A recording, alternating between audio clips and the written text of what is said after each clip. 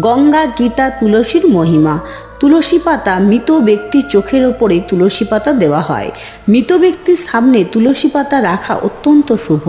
তুলসী শ্রী বিষ্ণুর অত্যন্ত প্রিয় বলে পুরাণে বর্ণিত আছে।